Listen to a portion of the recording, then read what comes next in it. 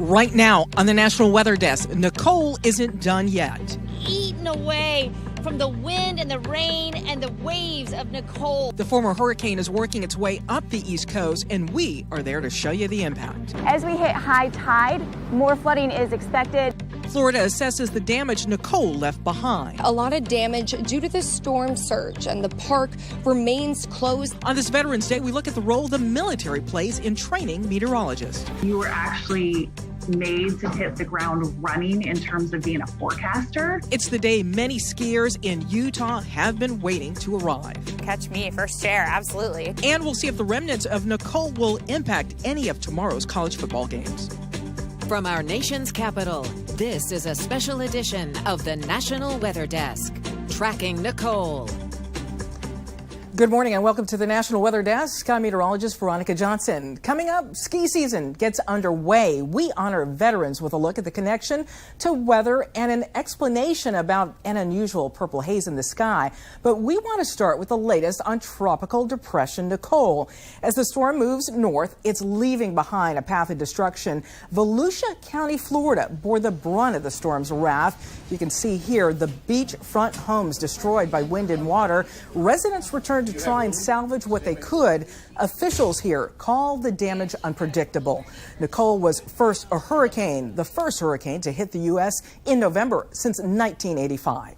And Florida crews are rushing to repair a 6 to 7 mile stretch of Highway A1A. That's that main road through the beach communities in St. Johns County, just south of Jacksonville.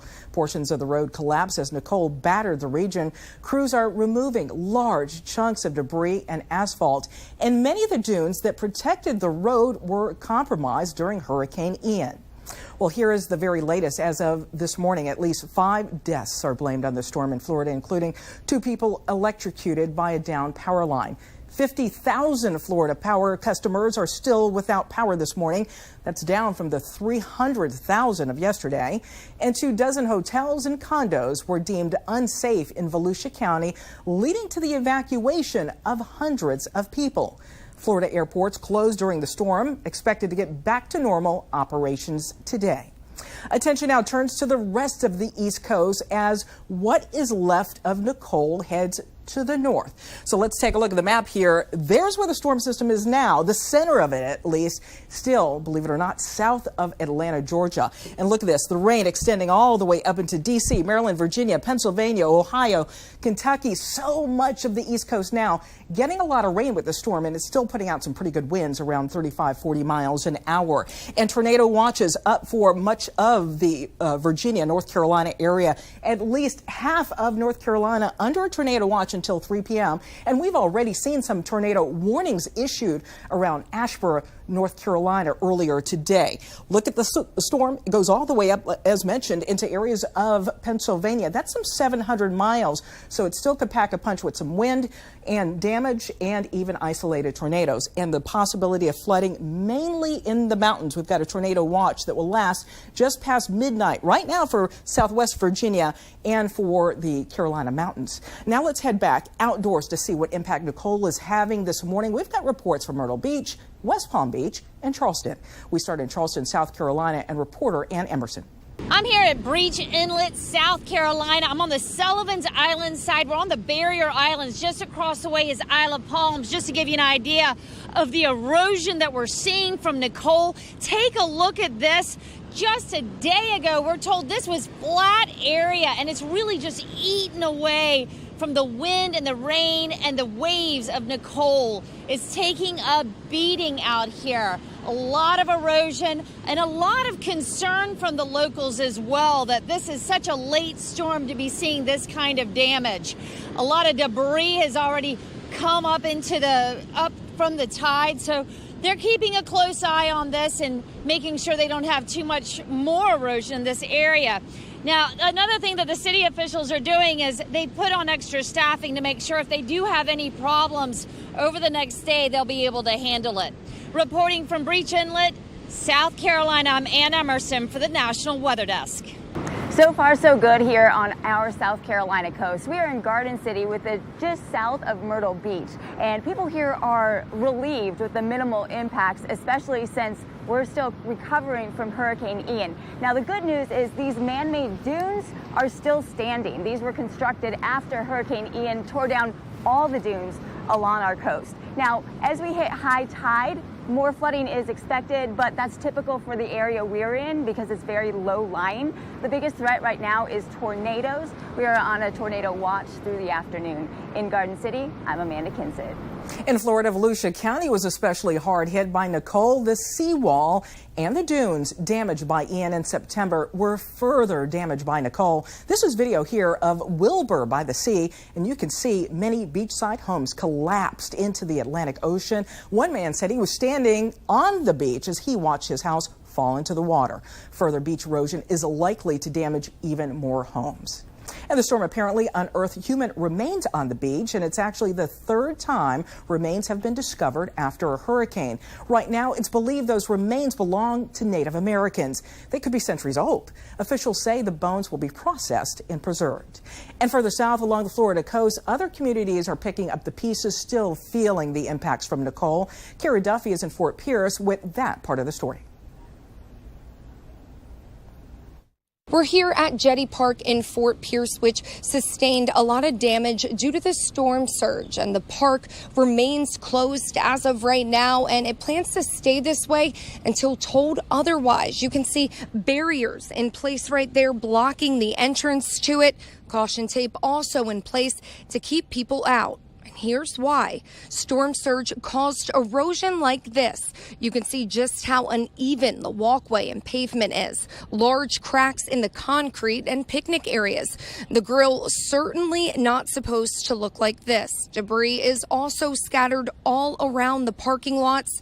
And as of right now, there is no clear timeline as far as how long Jetty Park will remain closed. In the meantime, we're told the beaches here in Fort Pierce are due to reopen at some point today. Reporting in Fort Pierce, Florida, I'm Kara Duffy. Viewers also sent us their videos and photos of Nicole. This is from Laurie Hearing in Florida. It shows the water coming to the top of the seawall, but not going over it. The water is typically 4 feet lower. And we snagged this still shot from video that we received from Charleston, South Carolina. It shows flooding along a street near the Ashley River. And this screen grab really here shows the flooded docks in the Vero Beach, Florida area. The person who shot the original video said it looked like things were a foot underwater. We'd love to see your photos. Visit the station's website and click Chime In to share. It's just that easy. If Nicole's path has you feeling a little deja vu, there may be a reason why. Meteorologist Ed Petrowski, he did a little digging. And check this out. So on the bottom are the tracks of Ian and Nicole. They hit 43 days apart. Now look at the top part of your screen. At those paths of Charlie and Jean back in 2004, quite similar tracks and also 43 days apart. Quite the coincidence indeed.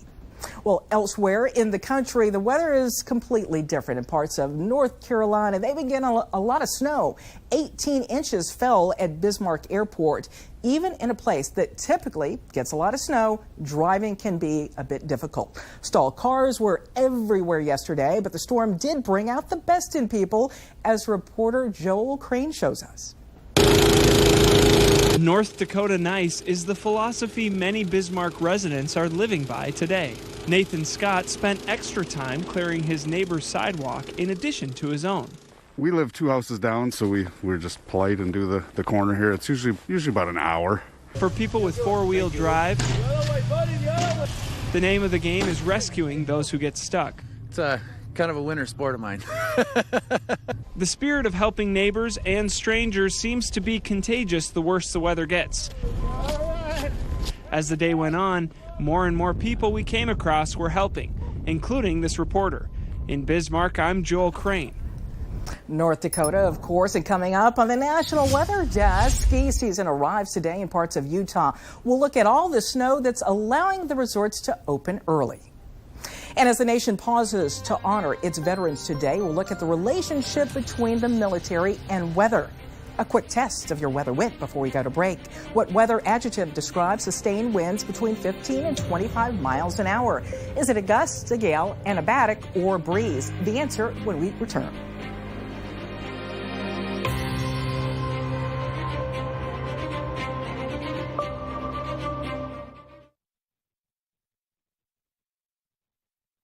I'm meteorologist Charlie Lopresti. Look at the Northeast. We've had a mild-looking Thursday out there. Friday looks pretty warm as well, but notice some rain moving in, especially into New York, down through New Jersey and southern New England. This is the remnants of Nicole. This will overspread New England during the afternoon and evening hours on your Friday. The back edge of that rain and gusty wind, that moves out Saturday morning. The afternoon's looking brighter and still pretty mild. Peak wind gusts will be about 30 to 40 miles per hour in the Northeast. I'm meteorologist Jonathan Myers, and here's a look at the Mid-Atlantic region. Through the day on Friday, on and off rain, even some thunderstorms and heavy rain north and west of the 95 corridor out of the remnants of what was Hurricane Nicole, maybe even some severe weather potentially, especially during the afternoon on into the evening as that core of the storm moves closest to our region. You can see the yellows here. There could even be an isolated tornado and some gusty winds along with heavy rain out of the next weather maker. That's the scene here. I'm meteorologist Vitas Reed. Here's a look at those highs for the day. Looks like Raleigh, 80 degrees, 78 in Charleston, 80 in Jacksonville, Tampa, 82 degrees, 76 in Tupelo, 67 Nashville. Tropical storm Nicole once again bringing some heavy rain bands across parts of the southeast. A few strong storms on the northern part of that through the day, but it looks like as we go through Friday afternoon, the rain really picks up over Atlanta. Then it starts to fall apart as Nicole moves over the mountainous regions of the Carolinas, and then we'll have another front pushing in, giving us a few showers by Saturday.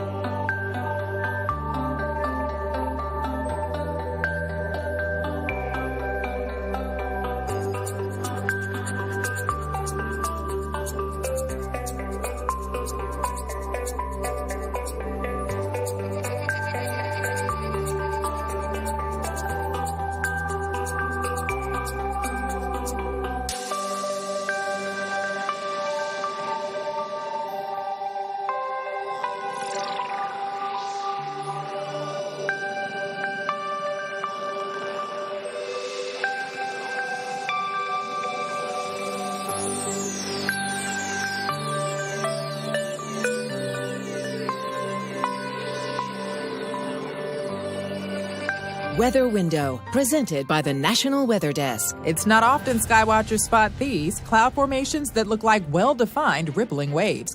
These are called asperitas clouds. They've been classified as an official cloud formation in recent years. A viewer sent them to Michigan meteorologist Joe Charlevoix. They were captured about 30 miles east of Lake Michigan. By the way, asperitas is a Latin word that means roughness. For more content like this, follow the National Weather Desk on Twitter.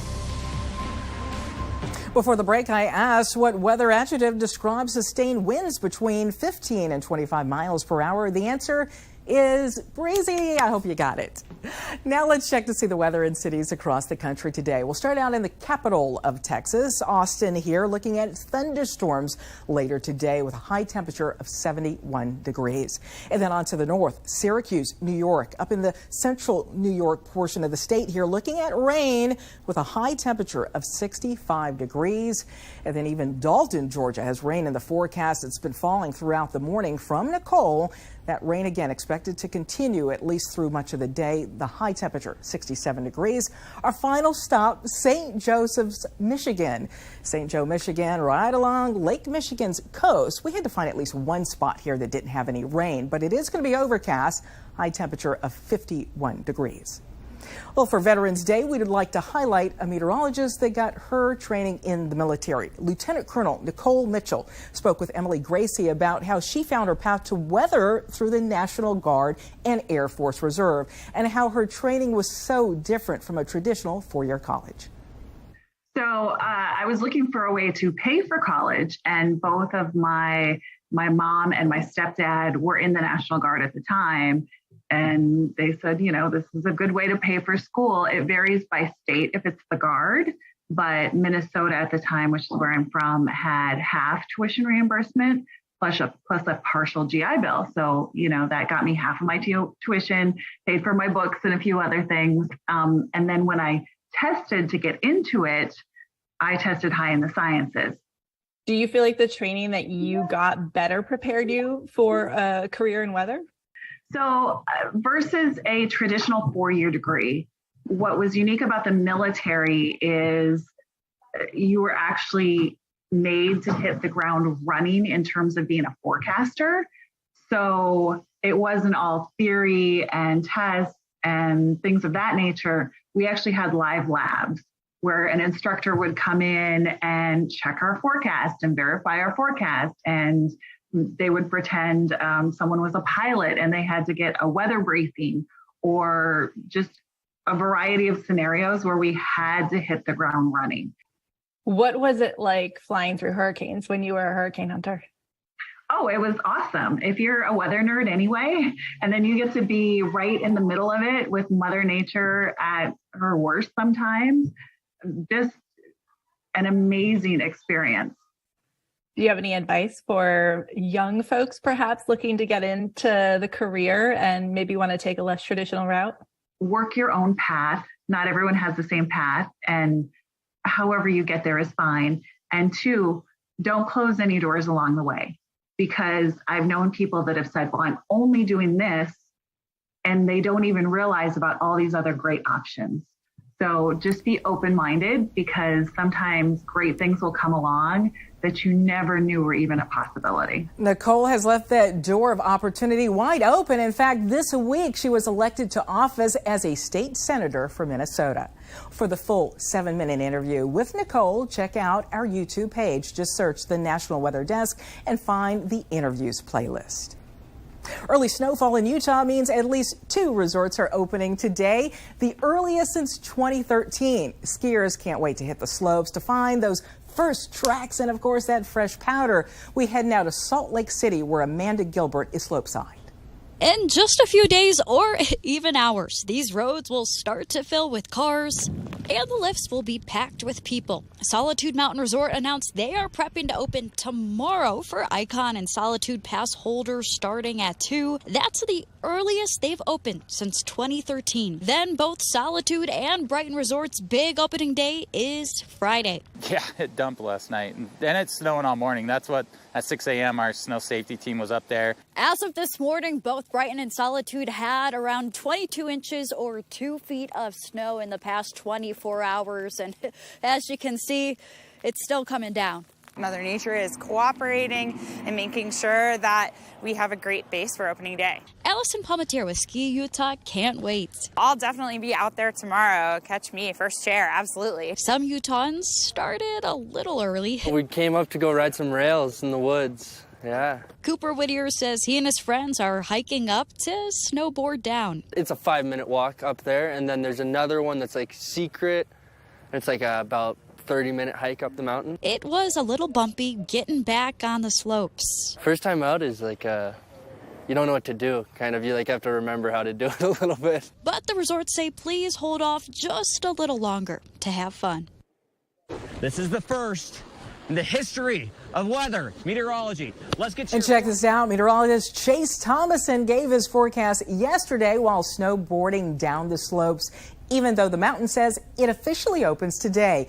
Clearly, people were skiing and snowboarding yesterday, and kudos to Chase and especially his photographer for keeping up with him. Park City, Utah's largest ski resort opens next week. But now, have you noticed that those sunsets seems to be brighter and more vivid recently? Well, you're not alone. There's a reason that sunsets seem to pop recently. We head now to Springfield, Illinois, where meteorologist Cheryl Lemke explains. We've had some spectacular sunsets over the past few weeks, and the beautiful colors are due to the low sun angle. At sunset, the sunlight has to pass through more of the atmosphere than when the sun is directly overhead during the middle of the day. This longer distance the sun's rays have to travel through the atmosphere causes more of the blue-colored, shorter wavelengths to be scattered. The end result, we see more shades of yellow, red, and orange, making for some vivid, gorgeous sunsets. Now let's take a look at the sunset one of our station's sky cams captured this week. It's from our station in El Paso, Texas. It captures the sun as it sets over cloudy skies there. Take a look at how it appears to look like, well, there's fire on the backside of the mountain, giving that sky that glowing effect, and the mountain totally disappears as the sky turns black. Fun fact about El Paso, it's now known as the Sun City, but before that, El Paso was known as the six-shooter capital. Well, sometimes the skies show us eerie things that we can't explain right away. That's what happened when things turn kind of purplish over Oregon. Let's go to Eugene, Oregon now, where meteorologist Josh Cozart says there's an explanation for everything in the sky. What is this? Aliens? Lightning? Something supernatural? Unfortunately, it's a little less exciting and can be explained. This mysterious purple glow in the sky happened in the clouds over Woodburn, Oregon Sunday evening. It happened about 2 hours after sunset, just before it started to snow. It's just lights on the ground reflecting off of the low-hanging cloud. The source, likely a greenhouse with LED grow lights.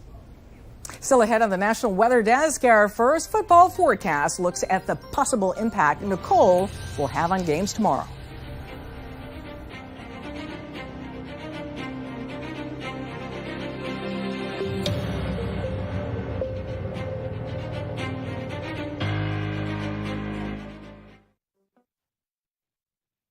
Well, a very good Friday morning, everyone. I'm meteorologist Andrew Buckmichael taking a look at your weather story across the Midwest for the day today.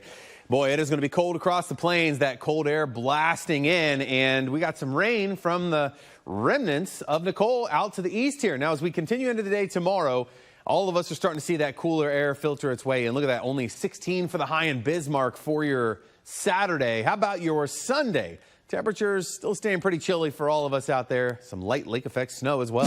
Good Friday morning to you. Meteorologist Chris Uchad. Our forecast today, and big changes across the region with a strong cold front. You see the temperature drop about 25 to 30 degrees, swing of the temperatures north of the front, and some showers and storms, a couple of which could be on the gusty side, working across south central Texas into Louisiana by the evening. And then the weekend, well, we get cold mornings, but the afternoons will be very nice on the cooler side. Highs in the 40s, 50s to low 60s Saturday. Well, hello to everybody. I'm meteorologist Shannon O'Donnell. Friday here around the West Coast, Veterans Day at that. And it's a little bit on the chilly side, but nothing too active happening around Seattle or back towards Spokane other than the fact that you need a jacket. Mid-30s in the Inland Empire. We'll see 59 today out of Las Vegas, a comfortable 68 in San Diego. A disturbance pushing into Portland today, going to bring some rain to the Willamette Valley.